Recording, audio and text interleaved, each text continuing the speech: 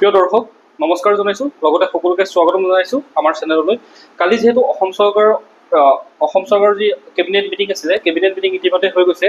তাত কি কি গুৰুত্বপূৰ্ণ সিদ্ধান্ত লোৱা হ'ল, অংগনবাদী সহায়িকা বা অংগনবাদী কৰ্মীসকলৰ কাৰণে বা গাঁওবুঢ়া অৰ্থাৎ গাঁও প্ৰধানসকলৰ কাৰণে তেওঁলোকৰ দৰমহা বঢ়াইছে, অংগনবাদী কৰ্মীসকলৰ দৰমহা বঢ়াইছে, লগতে যিসকলে এবাৰ মেট্ৰিক দিয়া কেণ্ডিডেটসকলৰ কাৰণে শিক্ষাৰ্থীসকলৰ কাৰণেও এটা পইচা দিব।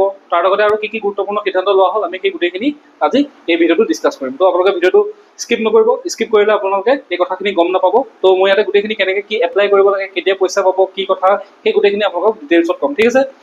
তো ভিডিঅ'টো ষ্টাৰ্ট কৰিছোঁ। এইটো চাই দেখিছে আপোনালোকে এখন অসম চৰকাৰৰ পৰা দিয়া এখন পেজ হয় এইটো। তো তাতে ইয়াতে দেখিছে অসম কেবিনেট 10 জুলাই 2025। ইয়াতে প্ৰথম যোনটো সিদ্ধান্ত আছে, প্ৰথম সিদ্ধান্তটো হৈছে আপোনাৰ যিসমূহ প্ৰাইভেট হস্পিটেল আছে বা প্ৰাইভেট নাৰ্ছিং হোম আছে, ব্যক্তিগত চিকিৎসালয় বা যিসমূহ নাৰ্ছিং হোম আছে, সেই নাৰ্ছিং হোমসমূহৰ কাৰণে এখন SOP দিছে। SOPটো হ'ল কি, ইমানখিনি আপোনালোকে জানিব নালাগে। চিম্পুল কথাটো হ'ল কি, কোনোবা এজন ধৰি লওক প্ৰাইভেট হস্পিটেলত বা প্ৰাইভেট নাৰ্ছিং হোমত যেতিয়া কোনো এজন ব্যক্তিৰ মৃত্যু হয়, যদি আপুনি সেই মৃত্যু হোৱা ব্যক্তিজনৰ যিটো বিল হয়, তেওঁ চিকিৎসাৰ নামত হয়তো চিকিৎসা কৰিছিলে এখন হস্পিটেল বা নাৰ্ছিং হোমত, তো চিকিৎসা কৰোঁতে আপোনাৰ যিখিনি বিল হ'ল, সেই বিলখিনি হঠাৎ মানুহজনৰ মৃত্যু হৈ গ'ল কিবা কাৰণত, বচাব নোৱাৰিলে। তো মৃত্যু হৈ যোৱাৰ পিছত সেই বিলখিনি নিদিয়ালৈকে কি কৰে, প্ৰাইভেট হস্পিটেল বা নাৰ্ছিং হোমসমূহে ব্যক্তিজনক এৰি নিদিয়ে। বিলখিনি যেতিয়ালৈকে দিব নোৱাৰে তেতিয়ালৈকে তেওঁ ঘৰৰ পৰিয়ালক মৃতদেহটো মানে হস্পিটেলৰ পৰা লৈ যাবলৈ দিয়া নহয়। সেই বিলখিনি পৰিশোধ নকৰালৈকে মানে হস্পিটেলৰ পৰা যাব নিদিয়ে। সেইটো কাৰণে কি কৰিছে অসম চৰকাৰে, এইটো এটা অমানৱীয় কথা হয়। কাৰণ এজন ব্যক্তিৰ মৃত্যু হোৱাৰ পিছতো পৰিয়ালটো কিমানখিনি তেওঁলোক দুখত ভাগি পৰে, তাৰপিছতো বিলখিনি নিদিয়াৰ কাৰণে বা বিল দিব নোৱাৰাৰ কাৰণে মৃতদেহটো তাতে থাকে 10 ঘণ্টা 12 ঘণ্টা পৰ্যন্ত। তো কেতিয়াবাতো দিন লাগি যায়। তো সেইকাৰণে অসম চৰকাৰে সেই SOP দিছে যাতে 4 ঘণ্টাতকৈ খুব বেছি 4 ঘণ্টাতকৈ কি কৰিব নোৱাৰিব, ব্যক্তিজনক তাত ৰাখিব নোৱাৰিব। যদি ব্যক্তিজনক তাত ৰাখে, ইয়াতে অসম চৰকাৰে নাম্বাৰ দিছে 104। এইটো 104 দেখিছে নাম্বাৰটো, আপোনালোকে কি কৰিব পাৰিব, এইটো 104 নাম্বাৰটো ছেভ কৰি ৰাখক। 104ত আপোনালোকে ফোন কৰিব, ফোন কৰি দিয়াৰ লগে লগে পুলিচ চৰকাৰী প্ৰশাসনৰ মানুহ আহিব, চৰকাৰ প্ৰশাসনৰ মানুহ আহিব, আহি পেলাই আপোনালোকে সেই যিখন নাৰ্ছিং হোম বা হস্পিটেলখনে সেই কাৰ্য কৰিছে, সেই কাৰ্য কৰা নাৰ্ছিং হোম বা হস্পিটেলখনৰ বিৰুদ্ধে মানে ব্যৱস্থা ল'ব, অতি দুখনীয়া ব্যৱস্থা ল'ব। তেওঁলোকৰ যি লাইচেঞ্চ আছে, লাইচেঞ্চ কেঞ্চেল কৰিব, তেওঁলোকে ফাইন দিব লগা হ'ব পাৰে, বা কেতিয়াবা গোটেই লাইচেঞ্চটো কেঞ্চেল কৰি দিব, তেওঁলোকে নাৰ্ছিং হোম আৰু খুলিব নোৱাৰে। তো সেইখিনি এটা বহুত ভাল সিদ্ধান্ত লৈছে। এইখিনি চিম্পুল কথা বুজি পালে, ইমানখিনি আপোনালোকে পঢ়িব নালাগে। বেছিক যিকেইটা কথা আপোনালোকে সেইখিনি জানি লওক, ঠিক আছে। তাৰপিছতে উদাসীন ভকত মানে হৈছে আমাৰ যি মহাপুৰুষীয়া পৰম্পৰাত আমাৰ যিসমূহ সত্ৰ আছে, আমাৰ সত্ৰ যি আছে, সত্ৰসমূহত এই ভকতসকল থাকে। তো ভকতসকলে সেই সত্ৰসমূহৰ চোৱা চিতা কৰে আৰু তেওঁলোক তাতে ডাঙৰ দীঘল হৈ তাতে থাকে। তো সেই ভকতসকলে যাতে আৰ্থিক অভাৱৰ সন্মুখীন নহয়, তেওঁলোকেতো বেলেগ একো উপাৰ্জন নকৰে, তেওঁলোকে সেই তেওঁলোকে সত্ৰৰ চোৱা চিতা কৰে। তো সেই উদাসীন ভকতসকলে যাতে ভৱিষ্যতে আৰ্থিকভাৱে, অৰ্থনৈতিকভাৱে বা ফাইনেন্সিয়েলি তেওঁলোকে যাতে চিন্তিত হ'ব লগা নহয়, তেওঁলোকৰ চিন্তাত পৰিব লগা নহয়, তাৰ কাৰণে চৰকাৰে তেওঁলোকক 1500 টকাকৈ প্ৰতিমাহে দিব। 1500 টকাকৈ প্ৰতিমাহে তেওঁলোকক সেই পইচাটো দিব। সেই পইচাটো কোনে পাব, উদাসীন ভকতসকলে, ঠিক আছে। তেওঁলোকে অৰুণোদয় পইচা পায়, অৰুণোদয় পইচাও তেওঁলোক পোৱাৰ কাৰণে যোগ্য, লগতে এই যিটো 1500 হয় সেইটো পইচাও তেওঁলোকে পাব, ঠিক আছে। ক্লিয়াৰ হ'ল।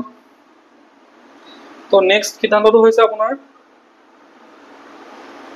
আমি এই 3টা সিদ্ধান্ত নপঢ়োঁ বাৰু, এই 3টা সিদ্ধান্ত মই বেলেগ এটা ভিডিঅ'ত বুজাই দিম, যিসকলৰ কাৰণে ইম্পৰ্টেণ্ট হয়।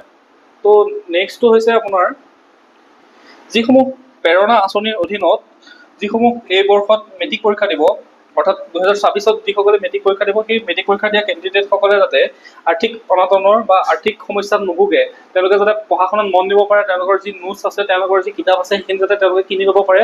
তাৰ কাৰণে কি কৰিছে চৰকাৰে, তেওঁলোকক 300 টকাকৈ দিব। এই 300 টকাটো কেতিয়াৰ পৰা দিব, তেওঁলোকক দিব নৱেম্বৰ মাহৰ পৰা, ঠিক আছে। এইটো কথা মনত ৰাখিব, যিসকল মেট্ৰিক কেণ্ডিডেট আছে আৰু মেট্ৰিক কেণ্ডিডেটৰ যিসকল গাৰ্জেন আছে, তেওঁলোকে অভিভাৱকসকলে এইটো কথা মনত ৰাখক, নৱেম্বৰ মাহৰ পৰা এই 300 টকা দিব। আপোনাৰ এপ্ৰিল প্ৰায় 6 মাহ বা 5 মাহ, এনেকুৱা 5 মাহ 6 মাহ পৰ্যন্ত আপোনালোকে 300 টকাটো পাব।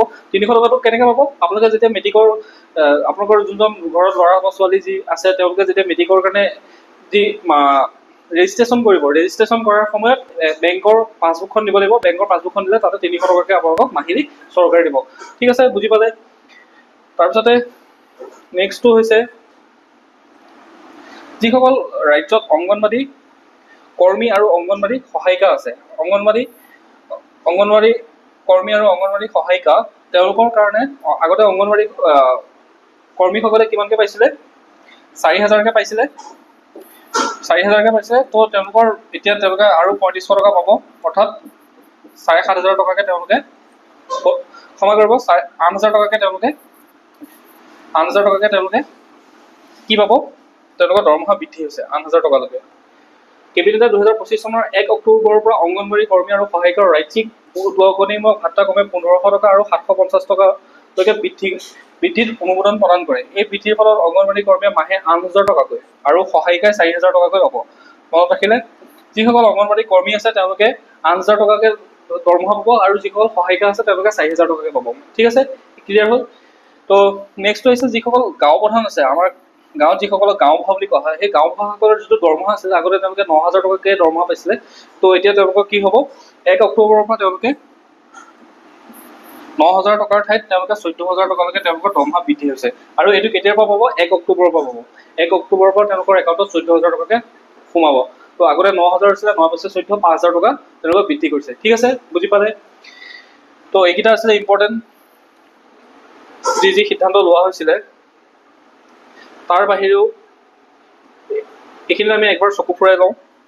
ৰবীন্দ্ৰনাথ ঠাকুৰ বিশ্ববিদ্যালয় কেবিনেটে বিশ্ববিদ্যালয় অনুদান আয়োগৰ অনুদান লাভ কৰাৰ ক্ষেত্ৰত সহায়ক হোৱাকৈ হোজাই ৰবীন্দ্ৰনাথ টেগৰ ইউনিভাৰ্চিটিখন ৰবীন্দ্ৰনাথ ঠাকুৰ বিশ্ববিদ্যালয়লৈ সলনি কৰাৰ বাবে অনুমোদন জনাইছে। তাৰপিছত গজমিত্ৰ আঁচনি এখন আছে, হাতী আৰু মানুহৰ সংঘাত হৈ থাকে প্ৰায়কেইখন জিলাত এই সংঘাত হৈ থাকে, তাৰ কাৰণে এখন আঁচনি আছে। এখন ডিটেইলছত মই পিছত আনিম। ঠিক আছে, তাৰপিছতে মিছন বসুন্ধৰাৰ অধীনত কিছুমান কাম কৰা হৈছে, সেইটো এটা।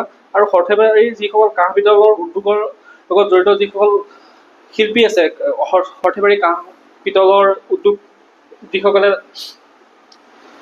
কাম কৰে, অৰ্থাৎ সেই কামৰ সৈতে যিসকল ব্যক্তি জড়িত আছে তেওঁলোকে যি GST দিয়ে, GST চৰকাৰক চেণ্ট্ৰেল অৰ্থাৎ কেন্দ্ৰীয় চৰকাৰক তেওঁলোকে 9% GST দিব লাগে আৰু ৰাজ্য চৰকাৰক তেওঁলোকে 9%, টোটেল 18% GST দিব লাগে। তো এইবাৰ কি হ'ব? আপোনাৰ সেই সৰ্থেবাৰী কাঁহ পিতলৰ যিসকল শিল্পী আছে, সেই শিল্পীসকলে চৰকাৰৰ যিটো 9% GST সেইটো দিব নালাগে, সেইটো তেওঁলোকক একাউণ্টত আকৌ ৰিটাৰ্ণ ট্ৰান্সফাৰ কৰা হ'ব। ঠিক আছে, দিয়াটো দিবই লাগিব, দিয়াৰ পিছতো তেওঁলোকক সেইটো ৰিটাৰ্ণ তেওঁলোকক সেই চৰকাৰ অসম চৰকাৰক যিটো GST দিব লগা হয় সেইটো তেওঁলোকক ট্ৰান্সফাৰ কৰিব। তো আজিৰ দিনটো আটাইতকৈ গুৰুত্বপূৰ্ণ বাতৰি আছিলে, অৰ্থাৎ গুৰুত্বপূৰ্ণ খবৰ আছিলে এইকেইটাই।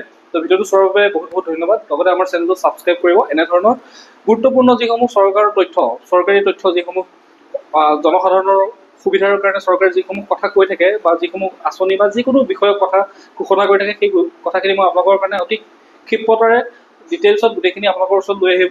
তো তাৰ কাৰণে আপোনালোকে আমাৰ চেনেলটো ছাবস্ক্ৰাইব কৰি নটিফিকেশ্যন বেল আইকনটো প্ৰেছ কৰি ৰাখিব। Thank U.